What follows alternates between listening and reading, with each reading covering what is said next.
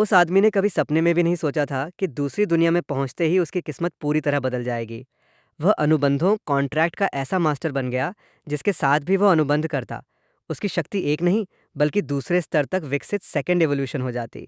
यही कारण था कि उससे अनुबंध करने के लिए लोगों की लंबी लंबी कतारें लगने लगीं।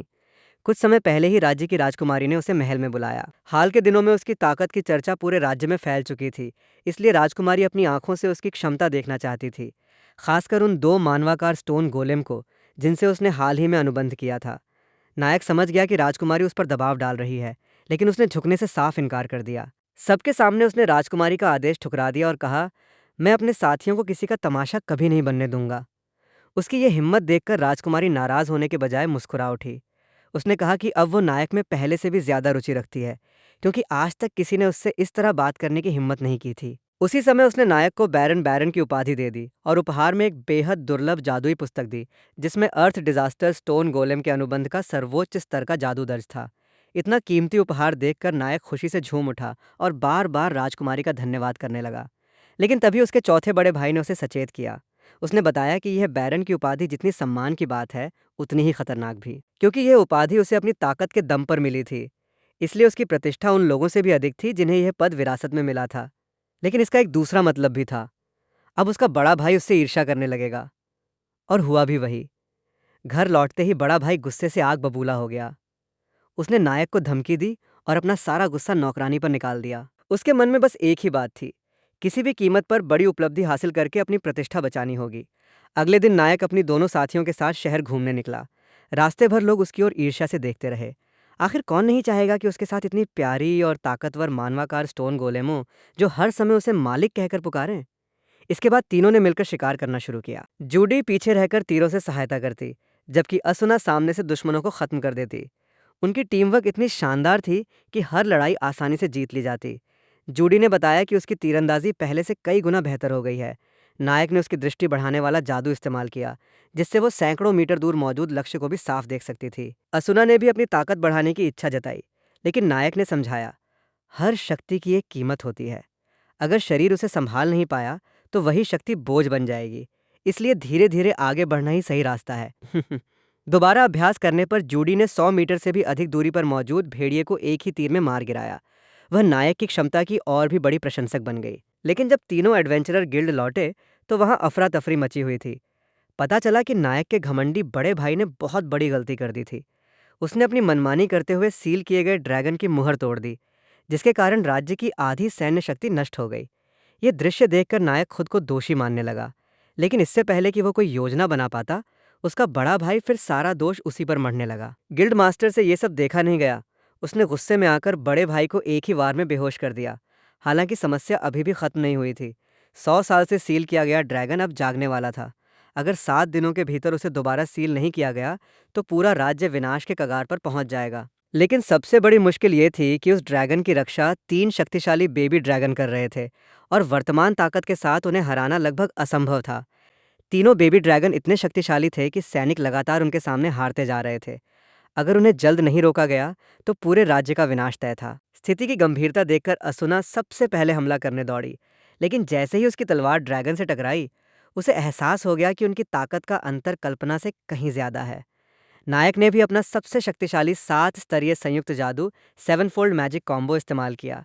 लेकिन हैरानी की बात यह थी कि ड्रैगन ने केवल एक साधारण वार से ही पूरे जादू को निष्क्रिय कर दिया। और सबसे डराने वाली बात यह थी कि ऐसा एक नहीं बल्कि 3 ड्रैगन थे। सीधी लड़ाई जीतना असंभव था। तभी नायक के दिमाग में एक योजना आई। उसने तुरंत असुना और जूडी से कहा कि वे पीछे हट जाएं। आगे की लड़ाई वो अकेले संभालेगा। जैसे ही पहला बेबी ड्रैगन उसकी ओर झपटा, नायक ने अपने सामने दूसरे आयाम डायमेंशन स्पेस का द्वार खोल दिया। ड्रैगन अपनी रफ्तार के कारण सीधे उसी रहस्यमयी आयाम में जा गिरा। उसने यही तरीका बाकी दोनों ड्रैगनों पर भी अपनाया। उस रहस्यमयी आयाम से बाहर निकलना असंभव था, इसलिए तीनों बेबी ड्रैगन हमेशा के लिए वहीं कैद हो गए। सब लोग ये देखकर स्तब्ध रह गए। गिल्ड मास्टर ने तुरंत आदेश दिया कि जब तक मुख्य ड्रैगन कमजोर है, उसी समय उसे फिर से सील कर दिया जाए। लेकिन तभी नायक के कानों में एक अजीब आवाज गूंजी, तुम्हारी आत्मा बहुत शक्तिशाली है, मानव। नायक चौंक गया। उसे समझ आया कि यह आवाज उसी ड्रैगन देवता ड्रैगन गॉड की थी। ड्रैगन ने कहा कि इंसानों की दुनिया सदियों में बहुत बदल चुकी है। उसने मुस्कुराते हुए प्रस्ताव रखा, अगर तुम चाहो तो मैं तुम्हारे साथ अनुबंध कर सकता हूँ। मैं तुम्हें बांधूंगा नहीं, बल्कि तुम्हें और भी अधिक शक्ति दूंगा। नायक ने उसकी आंखों में कोई दुश्मनी नहीं देखी। उल्टा उसकी बातें उसे अपने गुरु की याद दिला रही थीं। इसलिए उसने बिना झिझक यह प्रस्ताव स्वीकार कर लिया। अगले ही पल ड्रैगन देवता की आत्मा नायक के शरीर में समा गई। उसके हाथ पर एक नया ड्रैगन का निशान उभर आया, जो इस अनुबंध का प्रमाण था। नायक को महसूस हुआ कि उसके पूरे शरीर में अपार शक्ति दौड़ रही है। उसने तुरंत अपना सबसे पसंदीदा मल्टीकास्ट मैजिक आजमाया। इस बार न तो उसे कोई मंत्र बोलना पड़ा और न ही पहले जैसी मेहनत करनी पड़ी। जादू की ताकत और संख्या दोनों कई गुना बढ़ चुकी थी। सबसे आश्चर्य की बात यह थी कि उसकी अपनी जादुई शक्ति माना लगभग खर्च ही नहीं हुई, लेकिन आसपास मौजूद सभी जादूगर अचानक कमजोर होकर जमीन पर गिर पड़े। ड्रैगन की शक्ति ने अनजाने में उनकी सारी मैना खींच ली थी। हालांकि असुना और जूडी पर इसका कोई असर नहीं पड़ा, क्योंकि वे पहले से ही नायक के साथ अनुबंध में बंधी हुई थीं। इस घटना के बाद नायक को अपने परिवार की गलती पर शर्मिंदगी महसूस हुई। प्रायश्चित के रूप में उसने अपने जादुई स्टोरेज से 10 किलो सोने की रेत निकालकर उन लोगों के परिवारों को दान कर दी, जिन्होंने इस हादसे में अपने प्रियजन खोए थे। ये देखकर गिल्ड मास्टर मन ही मन सोचने लगा, काश हैमिल्टन परिवार का उत्तराधिकारी यही लड़का होता। घर लौटने पर उसके पिता ने भी उसकी बहादुरी के लिए धन्यवाद दिया और बताया कि बड़े भाई को नज़रबंद कर दिया गया है।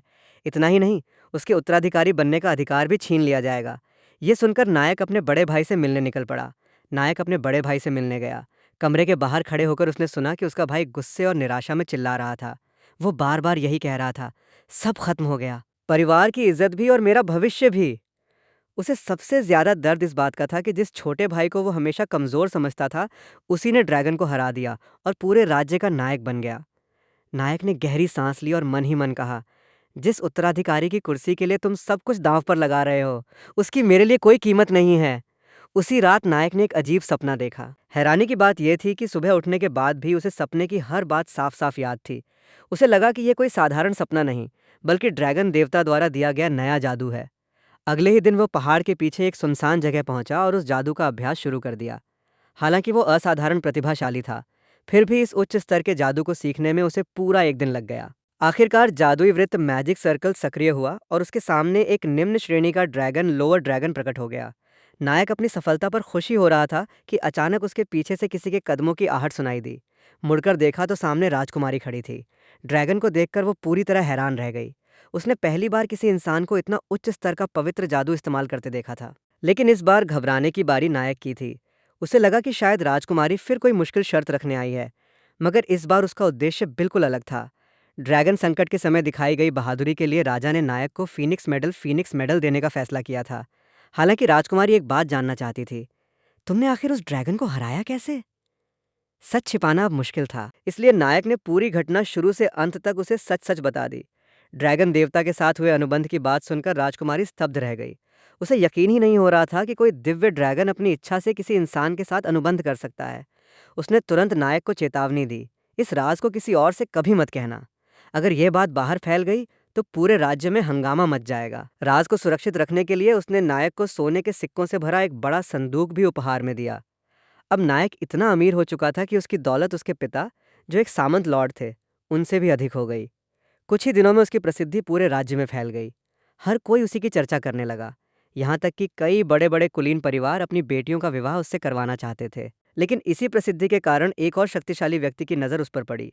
कुछ ही दिनों बाद राज्य के सबसे प्रभावशाली कुलीनों में से एक मार्क्विस ने नायक को अपने महल में बुलाया।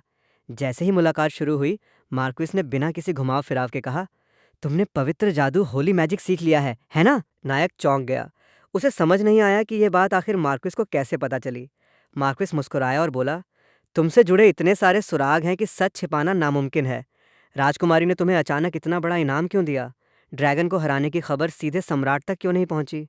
और सबसे बड़ी बात, गवाहों ने देखा कि ड्रैगन रोशनी की एक किरण बनकर तुम्हारे शरीर में समा गया था। फिर उसने एक पुरानी कथा सुनाई।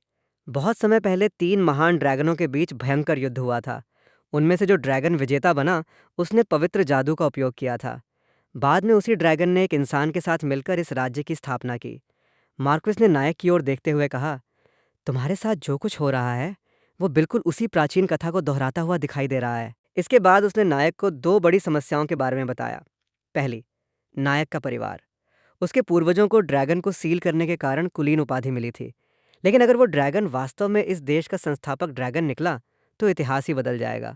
हालांकि यह रहस्य बहुत कम लोगों को पता था। महल से लौटने के बाद नायक एडवेंचरर गिल्ड पहुंचा। वहां पहुंचते ही असुना और जूडी उसे जल्दी से एक सुनसान जगह ले गईं। उन्होंने बताया कि अब लगभग हर एडवेंचरर नायक के साथ टीम बनाना चाहता है, लेकिन वे दोनों अच्छी तरह जानती थीं कि ज़्यादातर लोग उसकी ताकत का फ़ायदा उठाना चाहते हैं। शाम को जब नायक घर पहुंचा तो उसके कमरे की मेज़ पर कागज़ों का पहाड़ लगा हुआ था। वो सब अलग अलग कुलीन परिवारों की लड़कियों के विवाह प्रस्ताव थे। ये देखकर नायक खुद भी हैरान रह गया। कुछ दिनों बाद वह असुना और जूडी को अपने दूसरे आयाम डिफरेंट स्पेस में लेकर गया। दोनों ने अंदर पहुंचते ही देखा कि वहां एक पूरा घर बना हुआ है। नायक ने मुस्कुराकर बताया, मैंने ये घर बाहर बनवाया था और फिर अपनी स्पेस मैजिक से यहाँ रख दिया। अब मेरी जादुई दुनिया इतनी स्थिर हो चुकी है कि जादू खत्म होने पर भी इसके अंदर की चीजें गायब नहीं होती। जूडी ने इधर उधर देखते हुए पूछा, लेकिन यहाँ रात कैसे होती है? हर समय दिन जैसा उजाला क्यों है? ये सुनकर नायक को एहसास हुआ कि सचमुच उसकी दुनिया में रात का कोई अस्तित्व नहीं था। उसने तुरंत एक डार्क स्पिरिट को बुलाया ताकि वो अंधेरा फैला सके, लेकिन नतीजा उल्टा निकला। पूरा इलाका इतना काला हो गया कि हाथ को हाथ तक दिखाई नहीं दे रहा था। फिर उसने एक फायर स्पिरिट बुलाकर घर के अंदर आग जलाई। अब थोड़ी रोशनी तो हो गई, लेकिन वातावरण फिर भी प्राकृतिक नहीं लग रहा था। तभी असुना ने मजाक में कहा, काश ये स्पिरिट भी हमारी तरह समय के साथ और ताकतवर हो पाते। उसकी यही बात नायक के दिमाग में बिजली की तरह कौंध गई। असुना की बात सुनते ही नायक के दिमाग में एक शानदार विचार आया। अगर इंसान अनुबंध के बाद विकसित हो सकते हैं, तो क्या स्पिरिट आत्मिक प्राणी भी विकसित हो सकते हैं? उसने बिना समय गंवाए अपने अनुबंध जादू का प्रयोग सबसे पहले एक निम्न स्तर की डार्क स्पिरिट पर किया। अगले ही पल तेज रोशनी चमकी। सबकी आंखों के सामने वो छोटी सी स्पिरिट विकसित होकर मध्यम स्तर की डार्क स्पिरिट बन गई। अब उसका फैलाया हुआ अंधेरा बिल्कुल प्राकृतिक रात जैसा दिखने लगा। नई स्पिरिट ने सम्मान से झुककर कहा, जब भी आपको मेरी जरूरत हो, मुझे बुला लीजिए, मेरे स्वामी। नायक ने उसकी जादुई शक्ति को एक प्राचीन जादुई अंगूठी में दर्ज कर लिया, ताकि भविष्य में उसे आसानी से बुलाया जा सके। इस सफलता के बाद उसने बाकी सभी निम्न स्तर की आग, पानी, हवा और धरती की स्पिरिट्स को भी विकसित कर दिया। अब उसके पास पहले से कहीं अधिक शक्तिशाली सहयोगी थे। अगले दिन ड्रैगन देवता की इच्छा पर नायक उस स्थान के पास पहुंचा जहां कभी महान ड्रैगन को सील किया गया था। वहां उसने पवित्र जादू का उपयोग करके एक छोटे ड्रैगन को बुलाया। जैसे ही छोटे ड्रैगन ने जोर से गर्जना की, सामने का पूरा आकाश और स्थान टेढ़ा मेढ़ा होने लगा। कुछ ही क्षणों में नायक खुद को एक बिल्कुल अलग दुनिया में खड़ा पाया। उस जगह पर चारों ओर छोटी छोटी परियां फेरीज रहती थीं। जैसे ही उन्होंने किसी इंसान को देखा, वे डरकर भागने लगीं। लेकिन नायक ने तुरंत ड्रैगन देवता का नाम लिया और अपने साथ आए छोटे ड्रैगन की ओर इशारा किया। ये देखकर परियों का डर खत्म हो गया। उनके लिए ड्रैगन देवता किसी भगवान से कम नहीं था और छोटा ड्रैगन उसके बच्चे जैसा था। नायक ने मुस्कुराकर कहा, ड्रैगन देवता ने मुझे तुम्हारी रक्षा करने के लिए भेजा है। उसने बताया कि परियों के पंख बेहद कीमती होते हैं और इंसान उन्हें पकड़कर जादुई वस्तुएं बनाने के लिए बेच देते हैं। इसी वजह से ड्रैगन देवता इतने वर्षों से जादुई बाधा बैरियर बनाकर उनकी रक्षा कर रहा था। ड्रैगन देवता की सलाह पर नायक ने एक परी के साथ अनुबंध किया और उसे एक नाम दिया।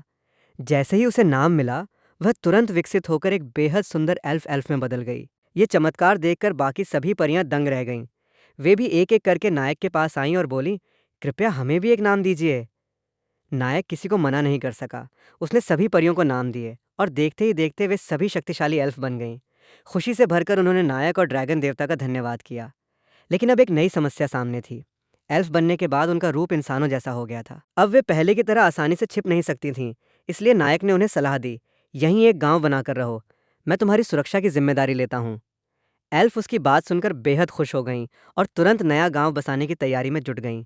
ऊ लुटेरों ने एक एल्फ लड़की को पकड़ लिया। वे हंसते हुए बोले, इतनी दुर्लभ एल्फ मिल गई, इसे बेचकर तो हमें बहुत बड़ी रकम मिलेगी। ये देखकर नायक का गुस्सा फूट पड़ा। आखिर ड्रैगन देवता ने इन्हीं लोगों की रक्षा की जिम्मेदारी उसे सौंपी थी। तीनों लुटेरे उसका मजाक उड़ाने लगे। अरे, ये तो अभी बच्चा है, क्या ये हमें रोकेगा? लेकिन अगले ही पल नायक ने बिना कोई मंत्र पढ़े लगातार कई विशाल अग्निगोले फायरबॉल छोड़ दिए। बाकी दो डाकुओं ने मिलकर हमला करने की कोशिश की, लेकिन नायक ने तुरंत अपना प्रतिरूप क्लोन बुला लिया। डाकू कुछ समझ ही नहीं पाए और दोनों भी पलक झपकते जमीन पर गिर पड़े। नायक समझ गया कि अब ये जगह एल्फों के लिए सुरक्षित नहीं है। वह उन्हें अपनी अलग दुनिया डिफरेंट स्पेस में ले जाना चाहता था, लेकिन उसे चिंता थी कि वहां शायद इतनी जगह नहीं होगी। उसे यह पता नहीं था कि जिस रहस्यमयी फल का उसने स्वाद चखा था, उसकी वजह से उसकी जादुई दुनिया पहले से 10 गुना से भी ज्यादा बड़ी हो चुकी थी। इसके बाद वो सभी एल्फों को सुरक्षित अपने क्षेत्र में ले आया। एल्फों ने उससे विनती की, कृपया हमारे नेता बन जाइए, इंसानों की भाषा में कहें तो हमारे राजा बन जाइए।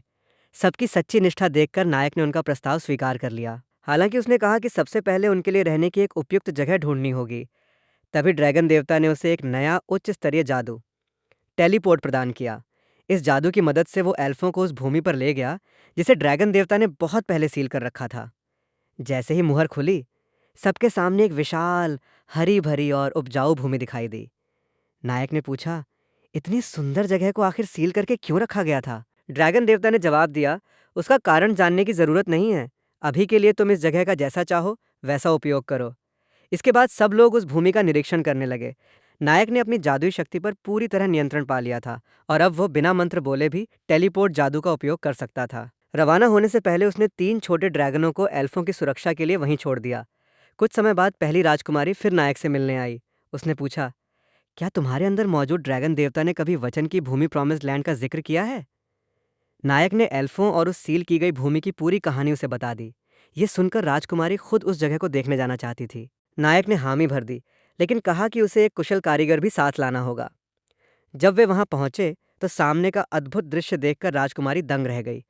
उसे विश्वास हो गया कि यही वो आदर्श भूमि है जिसका उल्लेख प्राचीन भविष्यवाणियों में किया गया था।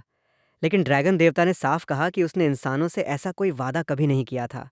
राजकुमारी ने तब एक विशेष अंगूठी निकाली। उस अंगूठी की चमक नायक के हाथ पर बने ड्रैगन के निशान से मिलते ही दोनों के बीच एक शक्तिशाली अनुनाद रेजोनेंस होने लगा। जैसे ही नायक ने अंगूठी को छुआ, पूरी सील की हुई भूमि हवा में उठ गई, लेकिन कुछ ही क्षण बाद वापस नीचे आ गिरी। ड्रैगन देवता ने बताया कि अभी नायक की जादुई शक्ति इतनी नहीं है कि वो इस भूमि को पूरी तरह नियंत्रित कर सके। राजकुमारी ने मुस्कुराते हुए कहा, यही भविष्यवाणी की गई आदर्श भूमि है। यहीं एक नया राज्य बसाइए। आपका राज्य भविष्य में सभी लोगों के लिए सुरक्षित स्वर्ग बनेगा। ये कहकर उसने वहीं नायक के सामने निष्ठा की शपथ ली और कहा कि आज से वह उसके साथ मिलकर इस महान राज्य की स्थापना करेगी।